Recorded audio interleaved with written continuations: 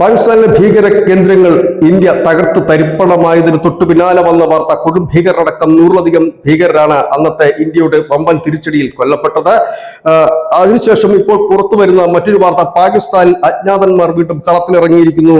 കഴിഞ്ഞ ദിവസം പാകിസ്ഥാനിലെ സിന്ധു പ്രവിശ്യയിൽ ലഷ്കർ-ഇ-തോയ്ബയുടെ ഭീകരൻ ഫൈസുള്ള ഖാലിദ് അജ്ഞാതന്റെ വെടിയേറ്റ് കൊല്ലപ്പെട്ടിരിക്കുന്നു. ഇന്ത്യയിൽ നടന്ന വിവിധ ഭീകരാക്രമണങ്ങളും പൽഗാവിൽ നടന്ന ഭീകരാക്രമണത്തിന്റെയൊക്കെ പിന്നിൽ ഉള്ളൊരു സൂത്രധാരനാണ് ഫൈസുള്ള.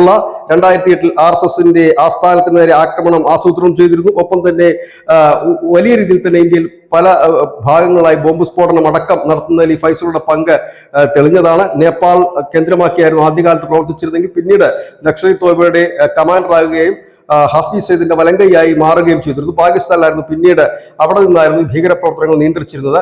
കഴിഞ്ഞ ദിവസമാണ് ഒരു അജ്ഞാതൻ ഈ പറയുന്ന ഭീകരനെ വെടിവെച്ചു കൊന്നത്. ഇതിനെക്കുറിച്ച് ഒരു വ്യക്തതയില്ല. പാക് സൈന്യം പറയുന്നത് വ്യക്തിവൈരാഗ്യമാണ് കാരണം എന്നാണ് പറയുന്നത്. ഇതിനിടയിൽ 14 കോടി രൂപ ഹാഫീസ് സയ്യിദിന് പാകിസ്ഥാൻ സർക്കാർ നൽകിയിരുന്നു.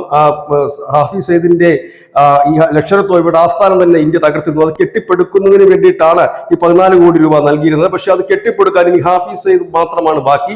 വലങ്കൈ അടക്കം എല്ലാവരും ഇന്ത്യൻ ആക്രമണത്തിലും തകർന്നടിഞ്ഞ് ഇല്ലാതായിരിക്കുന്നു. ഇതോടുകൂടി ഹാഫീസ് സയ്യിദിന് വലിയ രീതിയിലുള്ള സുരക്ഷയാണ് ഇപ്പോൾ പാക് സൈന്യം കൂട്ടിയിരിക്കുന്നത്. ഒപ്പം തന്നെ മറ്റു ഭീകരരെല്ലാം തന്നെ പുതിയ ഒളിത്താവളം തേടി പരക്കം പായുന്നതായിട്ട് ചില റിപ്പോർട്ടുകൾ പുറത്തു വരുന്നു. കാരണം ഇന്ത്യയുടെ ആക്രമണം മാത്രമല്ല അവരെ ഭയപ്പെടുത്തുന്ന അജ്ഞാതരുടെ തോക്കുകളും അവരെ ഭയപ്പെടുത്തി തുടങ്ങുന്നു. News desk India Malayalam.